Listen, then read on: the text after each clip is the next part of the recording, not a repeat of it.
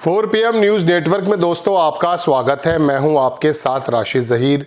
Supreme court के अंदर एक ऐसी सुनवाई होने जा रही है जिसकी वजह से सरकार के जो यंत्र हैं, सरकार के जो तंत्र हैं, उनके दांतों को दंत विहीन किया जा सकता है। PMLA prevention money laundry act आप सुनते हैं और इसके मुताबिक ये भी सुनते होंगे कि जो इसके अंदर पकड़ा जाएगा, जिसको आरोपी बनाकर जेल भेजेगी ईडी, उसको ही साबित करना है। ईडी को साबित नहीं करना है, उसी को साबित करना है कि वो बेगुनाह है या नहीं। अब जेल में रहते हुए वो किस प्रकार से साबित करेगा। और एक ज़माना हो जाता है ज़मानतों का, लेकिन मनीष सिसोदिया और केजरीवाल के बारे में जिस प्रकार से कोर्ट्स ने अपना रुख दिखाया था, उससे कुछ उम्मीद हो चली थी। लेकिन एक केस ऐसा है जो विचाराधीन है बरसों से मतलब 2022 से तो है ही, लेकिन बार बार उसे फाइलों के नीचे दबा दिया जाता है। सरकार के इस रवैये पे, जो पहले कभी रमन्ना साहब थे गालिबन, उन्होंने ये भी कहा था कि हमें PMLA के अंदर जो है बहुत सारी चूक नज़र आई है। उन चूक को किस तरह से दूर किया जाए, किस तरह से ईडी के इन दांतों को खट्टा किया जाए, किस तरह से सत्ता के इशारे पर आरोप के मुताबिक ये चीफ मिनिस्टर को जेल में डाल देती है बरसों बरस चाहे तो, और कोई सुनवाई नहीं होती। इसको किस तरह से इस दांत को खट्टा किया जाए, तोड़ दिया जाए, इसके बारे में सुनवाई है। मेरे शब्दों में तो ऐसी बात सुन लीजिए।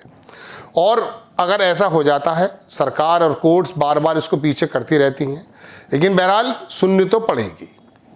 खबर देखें आप कि PMLA पुनर्विचार, सुप्रीम कोर्ट 6 मार्च को विजय मदन लाल चौधरी फैसले पर सुनवाई करेगा। ये कौन सा है विजय मदन लाल, अब वो देखिए।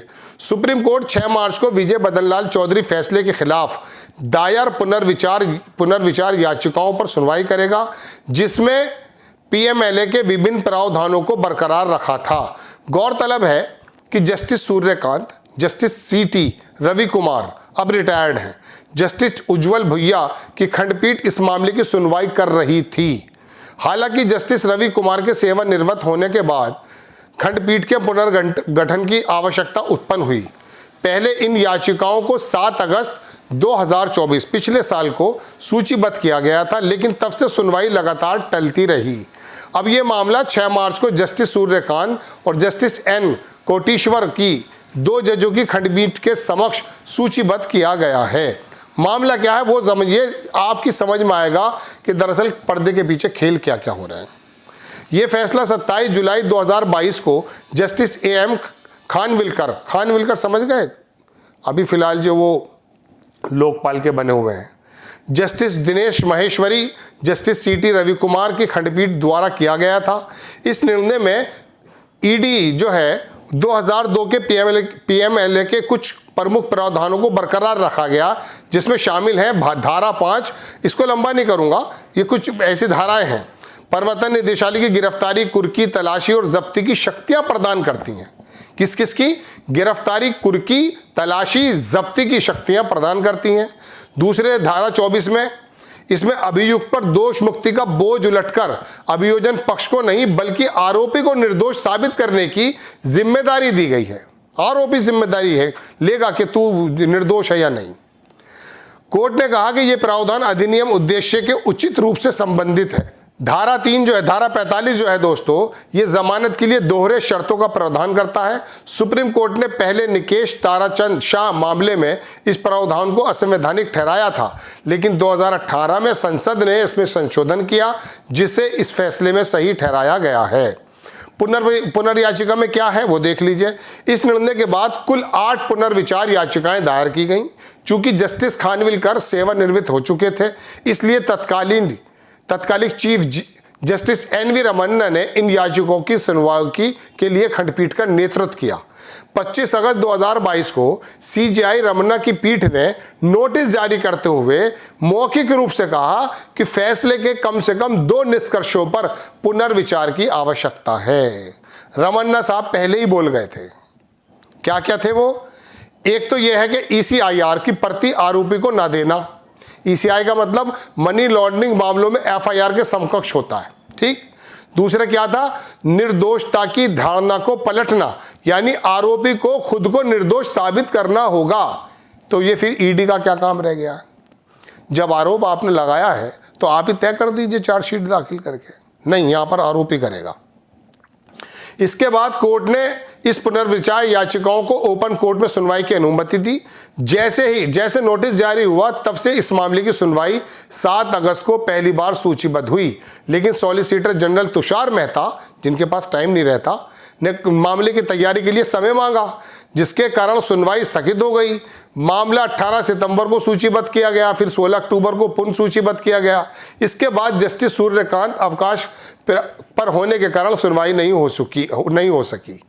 ये तमाम चीज़ें दोस्तों, ये जो मैं आपको सुना रहा हूँ, कि इसके अंदर 2 ऐसे बिंदु हैं जिस पर चीफ जस्टिस रमन्ना साहब ने कहा कि ये तो वाकई सोचने का विषय है। तब से अब तक इनको समय नहीं मिल रहा है। ये चुनाव से पहले नेताओं को ईडी के माध्यम से जेल में डालने का काम करते हैं, डराने का काम करते हैं। हम उनके पक्षधर नहीं हैं, लेकिन ऐसी ईडी क्या है कि जो महाराष्ट्र चुनाव में उद्धव ठाकरे की सरकार बनी हुई को, उसके नेताओं को, उसके अभिनेताओं को, उसके परिनेताओं को, उसके मंत्रियों को देती है नोटिस। वो डर जाते हैं, भाग जाते हैं आसाम, वहाँ से वापस आते हैं, पर्दा बदल लेते हैं, उसके बाद कोई नोटिस की खबर नहीं आती। ऐसी कौन सी आपकी ये प्रक्रिया है? सरकार बदलते ही आपके दांत बंद, और जैसे ही गैर भाजपा शासित प्रदेशों में आप आएंगे, आप दिखाएंगे कि देश में कुछ हो रहा है। दोस्तों, बात यह है कि जब कोर्ट के अंदर इस पीएमएलए के अंदर जो खामियां हैं उसको सुनवाई की बात आती है, तो सरकार की तरफ से वकील हों या जजेस हों, वो उसमें क्या कह सकते हैं, बहुत ढिलाई का रवैया अख्तियार करते हैं। क्यों? क्योंकि आपके हाथ में ईडी के वो दांत हैं, आप किसी को भी डरा करके सरकार में इधर से उधर कर लेंगे। दोस्तों, बात यह है कि इस ईडी ने, सीबीआई ने, आईटी ने जो रोल देश में अदा किया है, इसका एक उदाहरण देके अपना एपिसोड समाप्त करता हूं कि ईडी का कन्विक्शन रेट 1% भी नहीं है। यानी कि दोष सिद्ध का जो रेट है वो 1% भी नहीं है, 0.5% है। और दूसरी बात, हैरत की बात यह है कि इसके चंगुल में जो आए हुए हैं 90-95% से ज़्यादा वो विपक्ष के लोग आए हुए हैं। 10-12 बरस में गोया के सरकार के किसी मंत्री ने कोई 2 रुपये का अनियमितता नहीं की है। ईडी को नहीं मालूम, ईडी को नहीं पता। लेकिन विपक्ष की सरकारें हों या विपक्ष के नेता, उनको किस प्रकार से डराया धमकाया जाता है, मायावती को गौर से देख सकते हैं आप। कोई वो नहीं है, लेकिन लोगों का आरोप लगता है कि किस प्रकार से एक ऐसा ज़बरदस्त नेता बहुजन समाज का, काशीराम, जिसकी मेहनतों को बर्बाद करने पे तुल गई मायावती, उसके पीछे भी इन्हीं तरह की तंत्र का हाथ बताया जाता है। आपको खबर कैसी लगी अपनी राय कमेंट्स बॉक्स में ज़रूर दीजिए। चैनल को सब्सक्राइब कीजिए, शेयर कीजिए। नेक्स्ट टाइम मैं किसी खबर के साथ हाजिर होता हूँ। जय हिंद।